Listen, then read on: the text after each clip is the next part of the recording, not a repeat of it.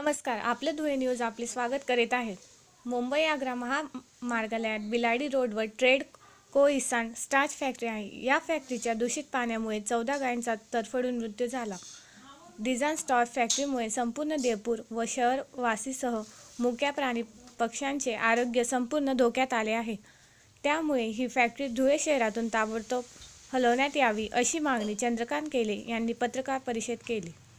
चंद्रकांत गेले यांनी सांगितले की बिलाडी रोड लगत असलेल्या देवपूर शिवारातील डिझाईन आशिया खंडातील सर्वात मोठ्या स्टार्च फॅक्टरीतील सर्व नियम धाब्यावर लावून बसवून आणि मनपाकर सुद्धा चुकीच्या भरत असल्याने या ठिकाणी ETP ट्रीटमेंट प्लॉट असूनही दूषित पाणी कारखान्याच्या आवारातील तलावात साठवण्यात आले आहे.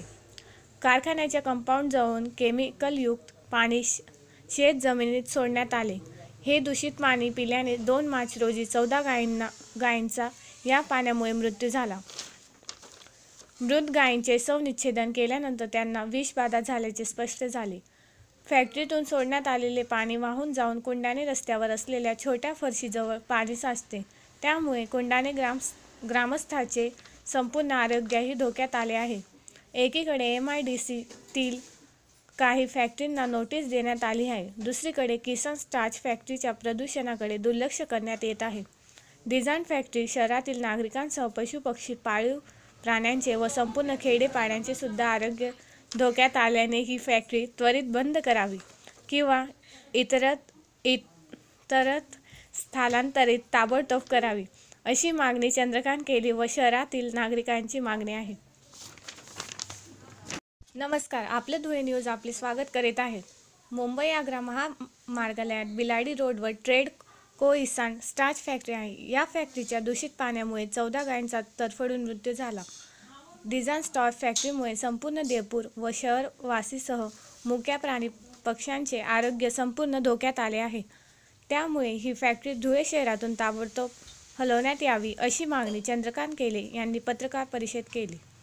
चंद्रकांत गेले यांनी सांगितले की बिलाडी रोड लगत असलेल्या देवपूर शिवारातील डिझाईन आशिया खंडातील सर्वात मोठ्या स्टार्च फॅक्टरीतील सर्व नियम धाब्यावर लावून बसवून आणि मनपाकर सुद्धा चुकीच्या भरत असल्याने या ठिकाणी ETP ट्रीटमेंट प्लॉट असूनही दूषित पाणी कारखान्याच्या आवारातील तलावात साठवण्यात आले आहे. कारखान्याच्या कंपाऊंड जवळून केमिकलयुक्त पाणी शेत जमिनीत सोडण्यात आले. हे दूषित पाणी पिल्याने 2 मार्च रोजी 14 गायींचा या पाण्यामुळे मृत्यू झाला. मृत गायींचे शवविच्छेदन केल्यानंतर त्यांना विषबाधा 2 मार्च 2017 रोजी दुपारी 12 ते 2 च्या दरम्यान ही 2 पण नसेल 12 ते 1 च्या दरम्यान सगळा हा खेळ खंडोबा पूर्ण झालेला होता. एक मोठी दुःखद घटना घडली. बिलाडी रोड लगत माझी शेती आहे स्टार्च फॅक्टरीला लागून. त्या शेतीवर माझा गोठा पण गाईचा गोठा आहे. गाईचा गोठा या निमित्ताने 2-3 मंडळी जाऊन पाहून आले. ते आता मला म्हणाले की खूप सुरेख असा गोठा आहे. राजू भाऊ तर 2-3 वेळा येऊन गेले गोठा बघायला. तर आम्ही त्या गाईंना सगळी पाण्याची चाऱ्याची भरपूर व्यवस्था आहे. मग गाई तिकडे काय गेल्या असं तुम्ही कदाचित विचाराल तर 1-2 तास सकाळी 10 ते 12 दरम्यान आम्ही 2 तास गाई मोकळ्या सोडतो. सकाळीच चारा पाणी दान सगळं खाऊन त्यांची बैठक होते आणि त्यानंतर आम्ही त्यांना मोकळ्या सोडतो की जेणेकरून त्यांचे पाय मोकळे होतात आणि गाई मुक्त गोठ्यात फिरल्या तर आजारी कमी होतात. या हिशोबाने आम्ही त्यांना गोठ्यात सोडत असतो बाहेर सोडत असतो. नेमक्या त्याच दिवशी त्या गायी त्या भागाकडे आमच्या माणसांनी नेल्या आणि ही जी स्टार्च फॅक्टरीचं जे साठलेलं पाणी आहे मी तुम्हाला पत्रकार परिषद झाल्यानंतर विनंती करणार आहे. जर आपण समक्ष तिथे माझ्याबरोबर आलात मी गाड्यांची व्यवस्था केलेली आहे. आज सुद्धा तिथे मोठे मोठे जलाशय पाण्याचे फॅक्टरीच्या आवारात दूषित पाण्याचे भरलेले आहेत. ते तुम्हाला बघायला मिळतील. मी फोटो सुद्धा आणलेले त्याचे ते फोटोही तुम्हाला आता इथे दाखवू शकतो. तर अशा या साठ्यामध्ये ते जलाशय पाहिल्यावर आपल्याला वाटतं की महाराष्ट्र राज्याची यशस्वी झालेली जलसंधारण योजना इथे राबवली जाते की काय, अशा प्रकारचे ते मोठे मोठे तलाव तिथे भरलेले आहेत. ते जल पूर्ण भरून झाल्यावर त्यांनी काय केलं, खूप खोल मोठे मोठे खड्डे केलेले आहेत आणि ते भरतात त्याच्यात आणि भरून ओव्हरफ्लो झाले की ते कंपाऊंड मधनं काही झिरपतात आणि 1-2 ठिकाणी त्यांनी कंपाऊंडला बारीक होल करून टाकलेले आणि ते मग आमच्या शेतात येतं. शेतात आज सुद्धा त्यांनी जवळजवळ 200-250 मीटर लांबीची नाली माझ्या शेतातून त्यांनी केलेली. त्या नालीत ते पाणी पाझरतं, झिरपतं आणि काही त्या चित्रातून येतं. आणि योगायोगाने त्या दिवशी गाई त्या भागात गेल्यात आणि त्यांनी ते पाणी, उन्हाचा तडका असतो, आपल्याला अर्ध्या तासात पाणी लागत असतं प्यायला, आणि शेवटी ते जनावर आहेत, तर ते पाणी त्या प्यायल्यात.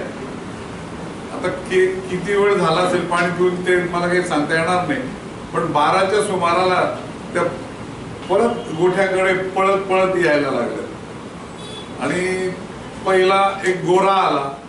तो त्या हौदापर्यंत येत नाही, तो तडजोड करणार नाही. गाय आणि माय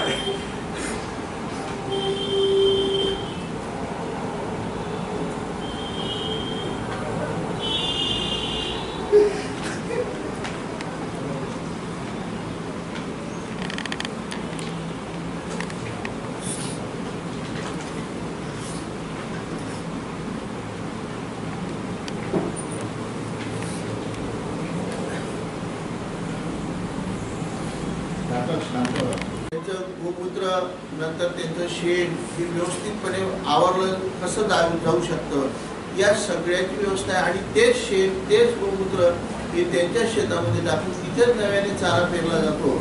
असं करून जवळजवळ 2000 लिटर दूध हे केले काकांचं दिवसभरामध्ये दुधाचं संगोपन त्या ठिकाणी होतं. आणि धुळे शहरामध्ये ते वेगवेगळ्या ठिकाणी विक्रीला देखील जातं आणि एक कंपनी सुद्धा त्यांचं दूध घेऊन जाते.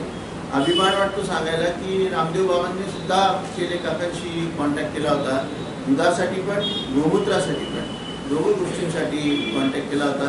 तुम्ही त्यांच्या भावना लक्षात घ्या.